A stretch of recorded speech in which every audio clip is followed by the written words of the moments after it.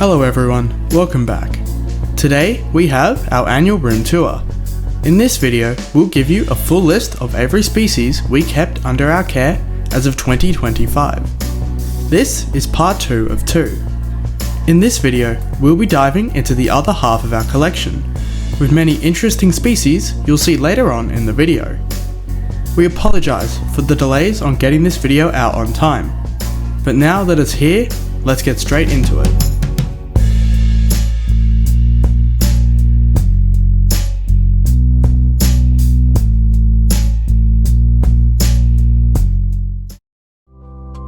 To start the video off today, we have the massive Camponotus intrepidis, the largest sugar ant species in the eastern side of Australia. Their size is not only for looks. The soldier caste in this species is so strong it can tear human skin with ease. Our queen has been doing rather well, having a good set of brood that should hatch into workers within the next 2 weeks.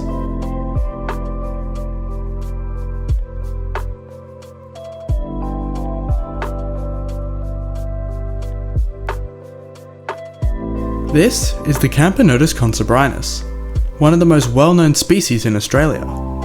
This is mainly due to their large populations in the areas they inhabit, as well as being one of the most urban adapted species of Camponotus in the area, with many people having colonies of these colourful ants living in cracks in and around their house. Despite that reputation, they are quite a nice species to keep, as they grow faster than most other species of their size, as well as having really nice colorations. Next up is this beautiful species. They are Camponotus suffusus.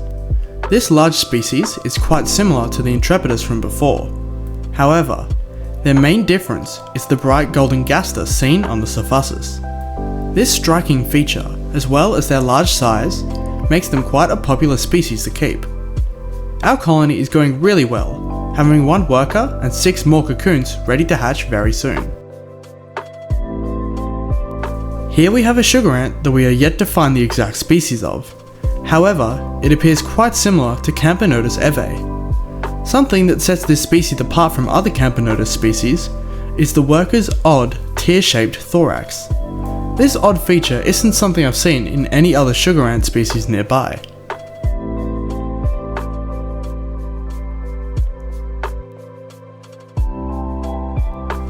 Next up is the smallest species of Camponotus in our collection. Similar to the previous species, we are unsure on what the exact species is.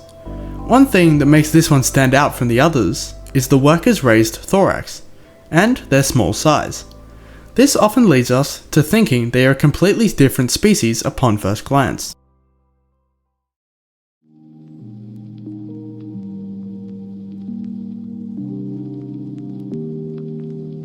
The last sugar ant species we'll be showing in this video is the Camponotus nigriceps.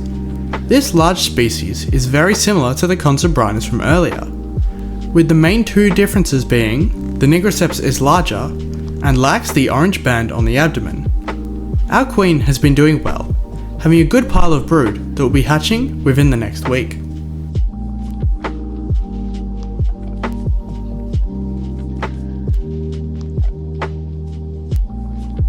Here we have one of the most stunning species of spiny ant, the Polyrhachis ammon. This is the largest spiny ant colony in our collection, clocking in at around a dozen workers. They have a large amount of brood in the nest, which will develop very quickly in the warm weather. This colony is very active, and we constantly see workers patrolling the outworld on the hunt for food.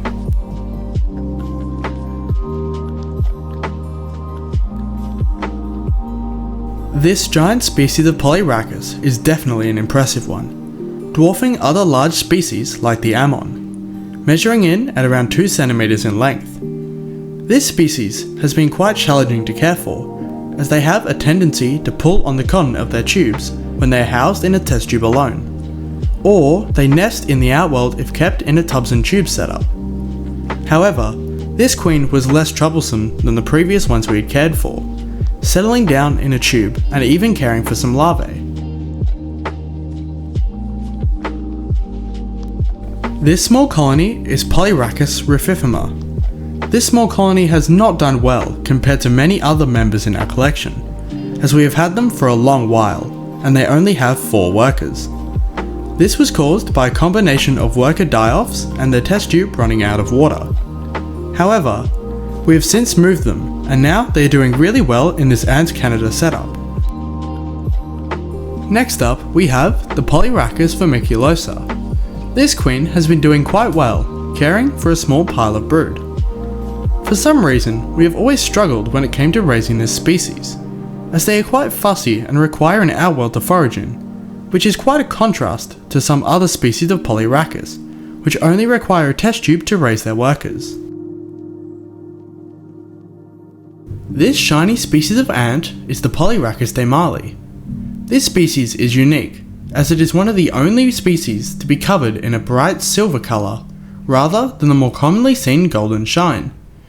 We have had this queen for around 2 years now, and she's gone through many generations of brood, all of which have died around pupation. However, she has finally managed to get her first worker. Hopefully, the colony will be able to grow more easily from now on.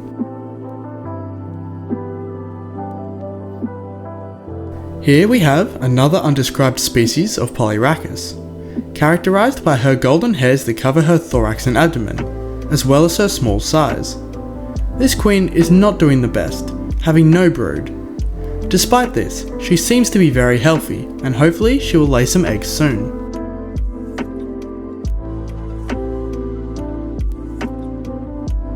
This colourful species is the Opisthopsis rufithorax, otherwise known as the strobe ant. They get this name due to their movements, of which are jittery and sporadic. Another feature that makes this species unique are their eyes. Unlike most species of ants that have their eyes central on the side of their heads, strobe ants have their eyes on the back of their heads. This is very apparent in the workers. This queen has been doing fine, having a small clutch of eggs that she tenderly cares for.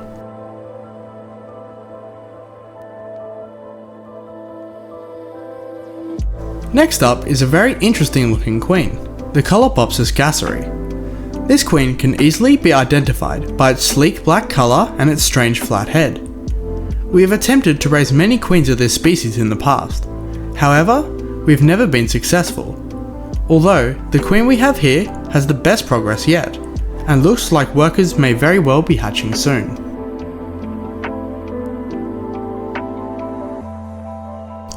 Here we have the Colobopsis macrocephala. This species seems very successful in our area, however, we have never seen any workers of them. We are unsure why this is, but it is most likely because they are an arboreal species, found strictly in the trees. And on top of this, they also seem to be nocturnal, as their queens have their nuptial flights late at night. Here we have the Iridomyrmex purpureus, more commonly known as the meat ant. This infamous species is well known by many people across the world for their fast growth and aggressive nature. This species is one of the biggest commitments for anyone to keep, with colonies easily exceeding 1,000 workers in 1 year, and over 100,000 workers at maturity.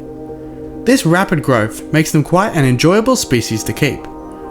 Our colony has been growing well, with its first generation consisting of over a dozen workers.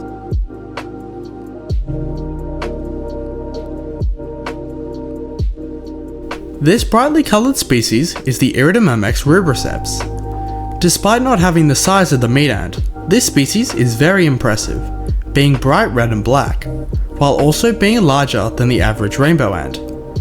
These ants are quite rare for the genus, preferring more untouched regions to reside in. This queen is doing very well with an enormous pile of brood.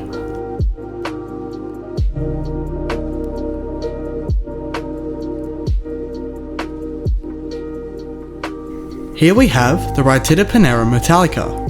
This colony has 3 queens, as they are a polygynous species, meaning that they can tolerate more than 1 queen. This adaptation allows the colony to grow faster and larger than a single queen could alone. This species is well adapted for survival, having tough armour and being able to deliver a painful sting, making them a very dominant species.